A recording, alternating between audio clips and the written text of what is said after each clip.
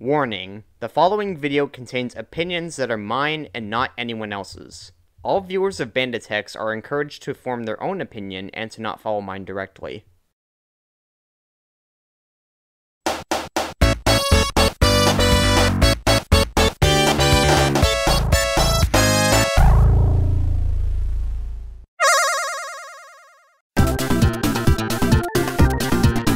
Hello everyone, welcome to our final episode of SonicTember 2022. Today we're looking at the final game in the Sega Genesis trilogy, Sonic the Hedgehog 3, and Sonic & Knuckles.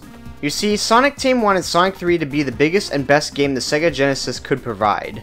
Sonic 3 was released on February 2nd, 1994 in North America, and featured only 6 zones, 5 less than Sonic 2. This was because Sonic 3 featured larger zones than the other games, and Sonic Team needed more time to finish them as a result. Not only was delaying the game out of the question thanks to a McDonald's promotion, yes really, but Sega Genesis games just didn't have enough memory to support the kind of game Sonic Team wanted to make. Their solution was to release Sonic 3 as a standard Genesis game, but also release another game a few months later, Sonic & Knuckles. This second game had 8 zones, and had a lot of things in common with Sonic 3, while also missing some of its features. This game also has a different shape from other Genesis titles. In fact, it resembles a Game Shark or something. Sonic Team made Sonic & Knuckles as a game that could be locked on with other Genesis titles. Lock-on technology, as they called it. Popping in other games on top could yield different results.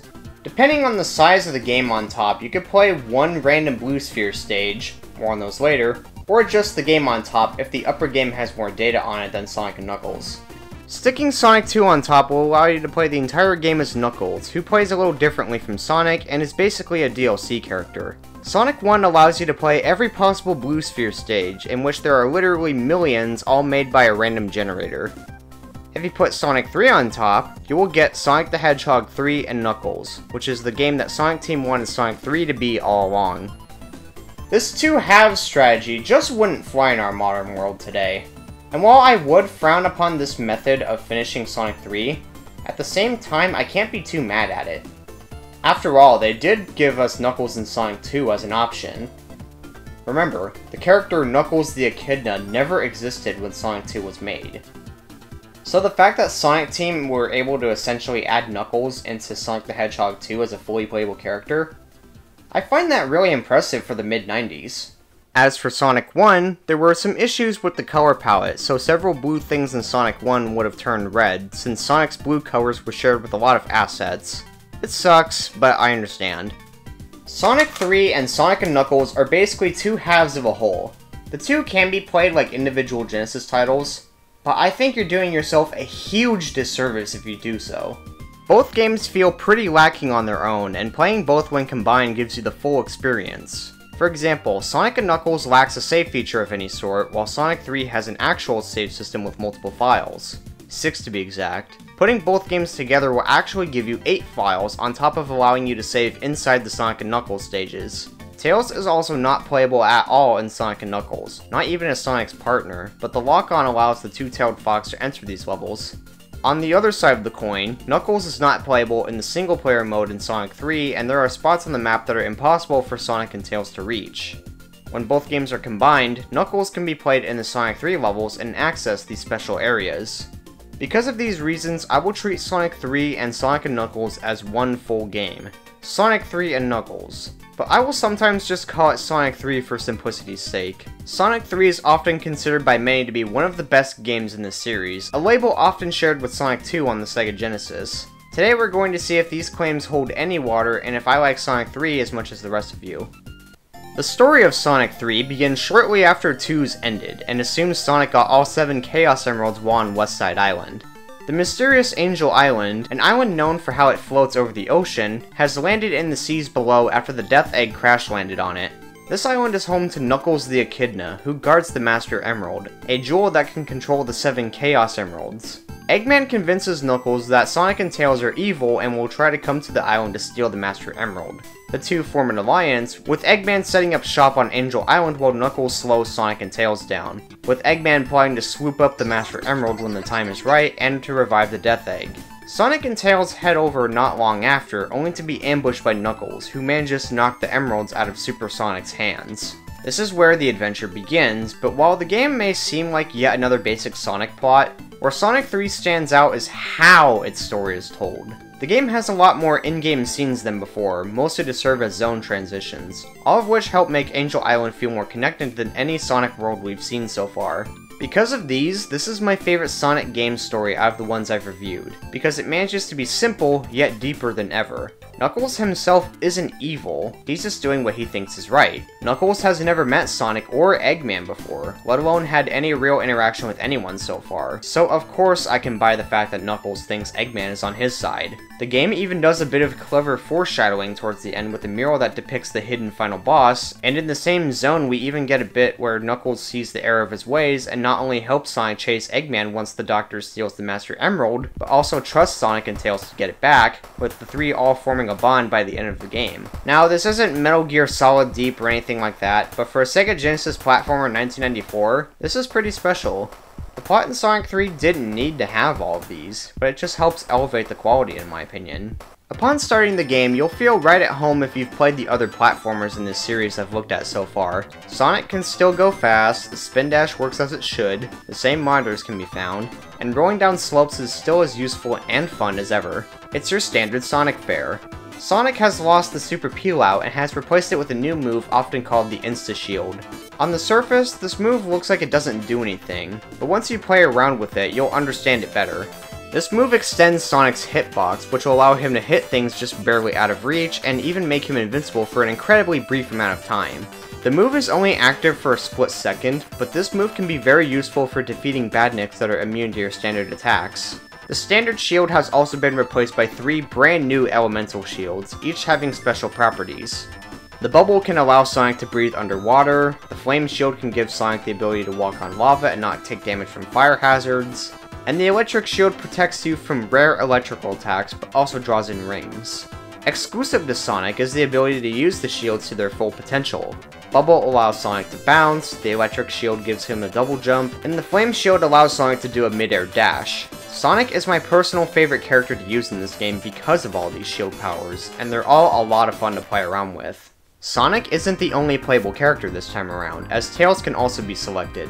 This time, players are allowed to fly around with him, which can be used to discover new pathways and hidden secrets. This comes at the cost of the shield powers, but the flying is so much better than it was in Sonic Chaos, and it even works in the game's co-op mode, allowing Sonic to get to these higher areas he can't reach alone, which is a huge bonus. Tails can even use his tails when flying to reflect projectiles and even attack with them, which is really cool. Though I'm not a fan of his Marble Garden Act 2 boss, which forces you to use his tails to attack Eggman.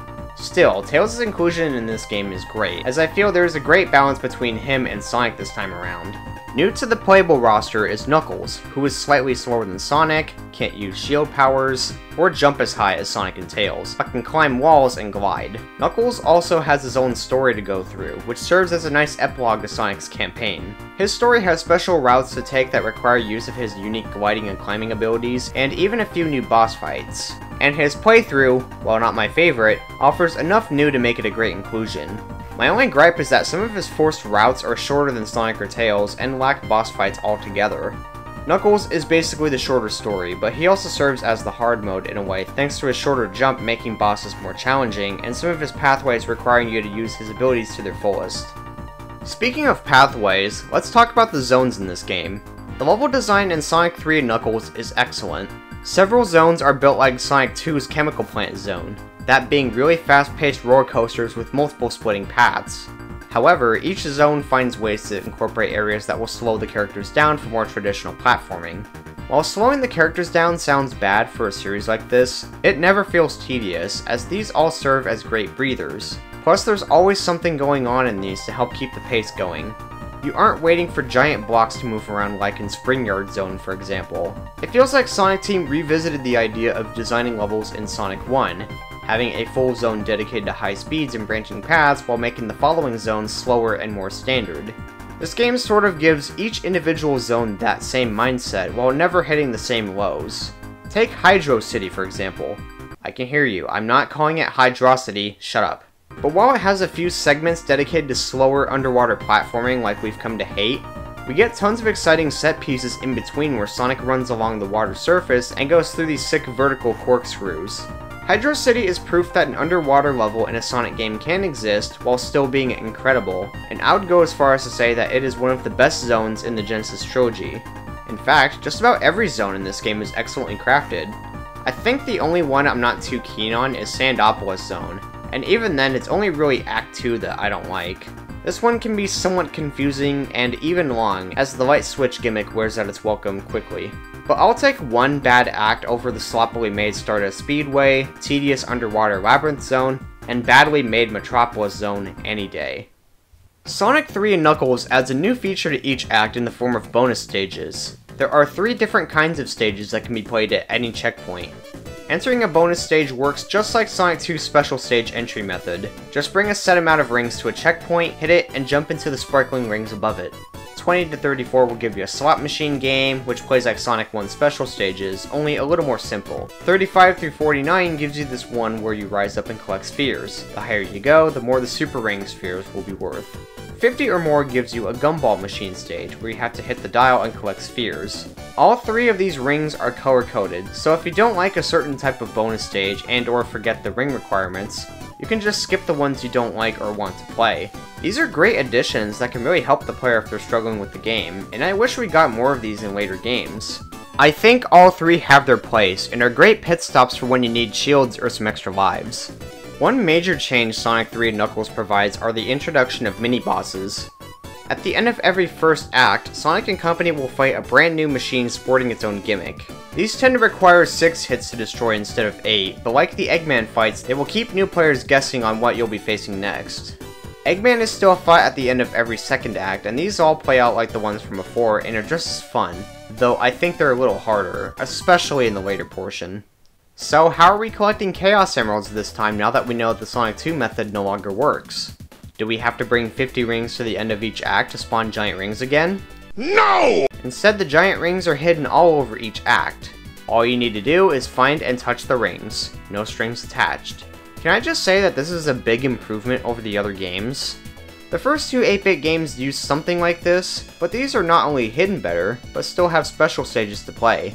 The objective of these is to touch blue spheres and turn them into red ones. Should anyone touch a red sphere, the stage will end right away and you'll be booted back to the main level and will have to find another ring to try again. The levels themselves are fine enough, but they can be tricky at points. Sonic and company can only make sharp 90-degree angle turns and will have to watch out for bumpers as they collect every blue sphere. The stage will also get faster after a while, so it's important to hit up and start running once you start the stage. I do prefer the special stages in CD, but these aren't bad to play. And while you don't get as many chances to play these as you did in Sonic 2, there are 43 rings hidden overall, so you're given a lot of room for error. Your prize for obtaining all 7 emeralds is Super Sonic once again, who functions just like he did in Sonic 2, only now you have to press the jump button while already in the air, and you cannot have a shield equipped, so super forms are less likely to be triggered on accident. Knuckles is also given a super form, which is always nice. On top of getting the slightly better ending again, you have a brand new zone called the Doomsday, which is a Super Sonic themed boss fight against Eggman, though more on that later. The last thing to note is that touching giant rings with all 7 Chaos Emeralds will instantly give you 50 rings, so you're still encouraged to look for the rings after emerald hunting. If you can collect all 7 Chaos Emeralds before finishing Launch Base Zone Act 2, you can enter Rainbow Rings in Mushroom Hill Zone, as well as most zones afterwards. All emeralds will be removed from your collection and will be placed into these statues. Jumping on top of one will send you to a new set of special stages. These are considerably harder than the ones found in the first half of the game. The layouts are less forgiving, there's new yellow spheres that function like springs, and there are only 34 rings to enter this time. But going through these is worth it. On top of the same rewards you get from the standard emeralds, the new Super Emeralds will unlock hyper forms for Sonic and Knuckles. Sonic not only has a new flashing rainbow look, but can perform an 8-direction mid-air dash that also acts as a screen nuke. Knuckles looks the same as a super form, but when gliding into a wall, it will achieve that same screen nuke effect as Hypersonic. Tails will finally get a super form upon getting the Super Emeralds, which has an army of golden flickies that will home in on any nearby enemy. These were added so that players who mastered the Sonic 3 levels won't just mindlessly blast through each of the Sonic and Knuckles levels, But it really sucks that Sega refuses to bring these forms back in any capacity, going as far as to say they aren't canon anymore. I miss the Super Emeralds, and would love to see them again. If you cannot collect any Emeralds, Super or Chaos, you can replay any zone and keep trying until you can finish every special stage once you beat the game. So that makes the bad ending punishment less severe. Speaking of replays, your Emeralds are saved onto your save file up until you delete your save, so you can actually replay the entire game with Hyperforms if you want, which is a great bonus. Sonic Team finally hit the perfect balance with the Emeralds this time around, so I give Sonic 3's Emeralds 2 thumbs up. Sonic 3 does have a dedicated versus multiplayer mode like in Sonic 2, but things are a little different this time around. For one, you get 5 exclusive zones with their own music tracks. Some share assets from existing zones, but in general these are all new. Sonic, Tails, and Knuckles can be selected, but Tails is the only one that's different, and he just gets the ability to fly, sort of making an imbalance of sorts. But it's worth noting that both players can be the same character. These levels are extremely short, but you have to do 5 laps on them, with the first to 5 being the winner. If you're alone, you can play to set records in a time trial mode, but apart from these, there isn't much here. Me and my friend agreed that Sonic 2's multiplayer was more fun, but Sonic Team did try their best with this one at least. Maybe classic Sonic multiplayer on the Genesis just wasn't meant to be. The graphics in Sonic 3 are the best we've seen so far. The character sprites are more detailed and animated, and every zone looks incredible. A few do this thing where the water has this 3D look, and it never fails to amaze me. For whatever reason, Sonic got a new set of sprites, and people seem to hate this look for him, but I just don't understand why people are willing to choose the Sonic 2 sprites over these. Sonic has just never looked any better than this on the Genesis. Next I want to talk about the music, which for this game is a pretty interesting topic. Michael Jackson was supposedly involved with the music in Sonic 3 and Knuckles, but any trace of him was removed for an assortment of reasons that nobody will come clean on. Some say it was because he didn't like how they sounded, which I call bullshit since his music was featured in the Genesis launch title Moonwalker, which sounded great by the way. I believe it has something to do with his sexual abuse allegations. Naturally, if you collaborate with someone involved in that, you'd want to distance yourself from that individual. That's what The Simpsons did with their MJ episode in recent years after all. I don't know for certain, I'm not going to take sides, it's just something worth bringing up when discussing Sonic 3's music. He didn't do every song, but he did do a sizable chunk of them. Going back to the music in general, this may be my favorite soundtrack from each game I've looked at this month. Every act in a zone has its own song, with Act 2 being a variation of Act 1. I'm going to play you some samples of my favorites from this game, because I think this is the best the Sega Genesis can offer.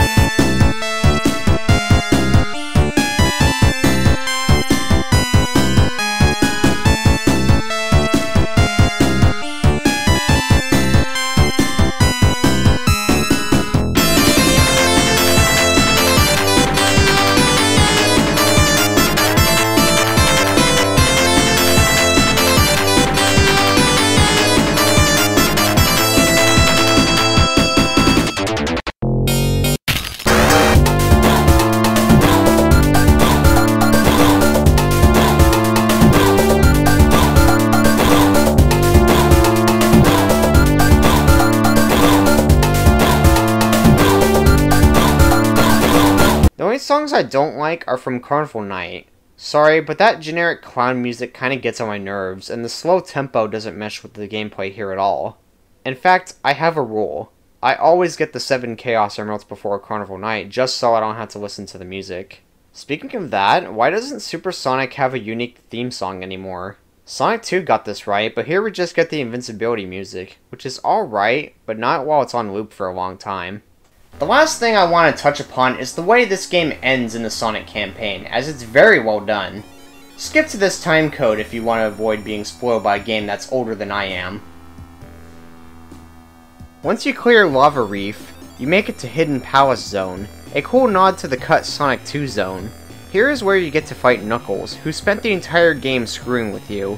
Actually getting to fight a character like this at a late point in the game is very satisfying, by the way. And while the fight isn't super tough or exciting, it is fun fighting something that shares similarities to Sonic and is not even evil. After Knuckles realizes that he has been duped, he sends Sonic and Tails to Sky Sanctuary Zone so the two can board the Death Egg and get the Master Emerald back from Eggman. Here we get a brand new Sonic robot, who not only pilots an Eggmobile, but reuses some previous Eggman boss strategies. Nostalgia pandering is a common criticism of current Sonic, but this was fresh back in 1994, and I think it helps work as a tribute to the prequels rather than just being like, look, remember this? You do actually get to fight this robot properly, but Sonic and Tails don't really get to destroy this robot. That's up to Knuckles and his campaign. The Death Egg itself is an actual 2-act zone this time, and it doesn't disappoint either. The scope this place provides is stunning, and even a little intimidating. Once you clear Act 2, the real fight with Eggman begins. Eggman now controls a gigantic robot, one that we never get to see the whole body of. Unlike Sonic's 1 and 2 on the Genesis, you can have rings for this, but only the ones from the previous fight. Dying anywhere here will start you out with 0 rings, but the fight itself is both challenging and fair, so I can't complain too much. I also love how part of this mech attacks you in Lava Reef Act 1, yet you only see the arms. Should Sonic have every Chaos and/or Super Emerald, a new zone will start once Eggman's giant robot is destroyed. Doomsday Zone revisits the same idea that 8-bit Sonic 2 did by giving us a secret zone, but this time we just get a brand new boss to fight, which may be a bit confusing at first. In this zone, you control a flying Super Sonic in space pursuing Eggman in a new mech while he attempts to escape with the Master Emerald.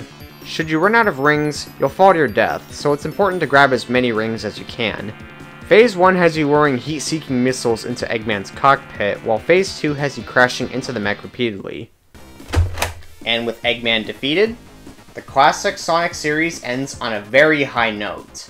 Sonic 3 Knuckles is a game that's very hard to fault.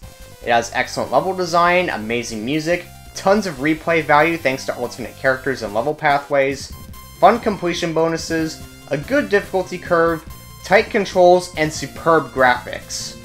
Sonic Team's goal was to push the Sega Genesis to its absolute limits, and they passed with flying colors. I give Sonic 3 Knuckles the highest score I can give out my show. Yes, we're doing this. A perfect 10 out of 10. If you have to play one game that I reviewed in this year's SonicTember, make it this one. I love this game, and I think you'll love this game too.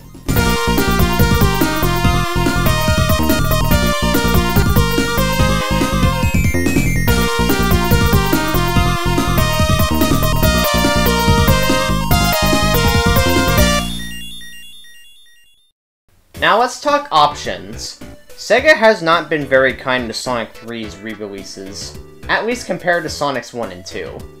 They do exist. Sonic Mega Collection Plus and Classics Collection fill that spot, but others like Sonic's Ultimate Genesis Collection only give you Sonic 3 and Sonic and Knuckles separately. So if you would like to commit a war crime, play the games that way.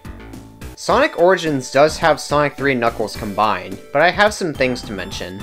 This version is the first ever official widescreen release of the game, and in terms of being convenient to play, I can recommend that one, but this version of the game has some issues, mostly with the audio. Now my biggest complaint is the quality. Some of it sounds pretty bad, and this isn't the songs they changed, I'm talking about the ones they kept. Listen to how muffled this sounds.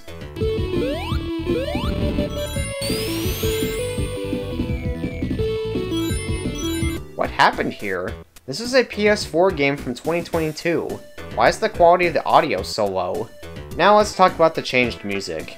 Yes, it sucks that Ice Cap changed, I miss Hard Times like the rest of you out there. But really, if the music was the one thing keeping this game from being ported, then I'm all for the music changes. But I won't lie when I say these finalized songs are worse than the original prototype songs that were used as the base. All Sega really needs to do is just swap these files with rips of the prototype compositions and fix the audio quality on the other songs, and we'll have the perfect Sonic 3 version. At least officially from Sega. I know error and mods exist, people. There is a chance that this will all be fixed by the time this video goes up, but who knows? I just hate how it's like this now. Whatever happened to actually getting games completed and ready at launch? Why should we have to wait months for something small like improved.wav files? I still recommend Origins for your Sonic 3 fix. It isn't too different from the OG Sonic 3 on the Genesis. And while there aren't as many improvements as the other games in the collection, Sonic 3 is still a top tier game. And with that, SonicTember has now come to a close. What a ride it has been. While Sonic seems to be everyone's #1 punching bag, and the series is no stranger to some seriously abysmal re-releases, Sonic is also a pretty heavy hitter when it comes to platformers. The Sega Genesis Trilogy games have all received some decent scores from me. If you like platformers like me, then go ahead and give Sonic 1, 2, and especially 3 a shot. Sonic Origins has all 3, and as a bonus, you get a vastly improved port of Sonic CD, a game that was held back by many little things that were mostly ironed out in that port. Origins even adds in cutscenes to tie all 4 together in a neat cohesive package for your enjoyment. For you 2 Master System or Game Gear owners out there, the first Sonic game is an excellent entry if you don't mind a Sonic game that feels a little more traditional in its design. The only game I talked about that I suggest you avoid is Sonic Genesis on the GBA, as this game didn't do a single thing right, and it will probably be a long time before I look at another game that bad again soon. So, what does the future of Sonic hold? Well, Sonic Frontiers is supposed to be out later this year. Fingers crossed that they don't fuck it up. I have trust issues after Sonic Forces. But SonicTember will continue next year when I plow through the rest of the classic era. Sorry to those expecting adventure reviews from me next time, but there were a lot of spin-off games released between 3 and Adventure 1, as Sega had a really hard time trying to make that jump into 3D, at least compared to its competition. I, however, am now done with Sonic for the rest of the year. Thank you so much for sticking with me through the many highs and the many lows that we've looked at this year. When I return, we'll be doing regular old reviews again. Not ones about anthropomorphic blue hedgehogs.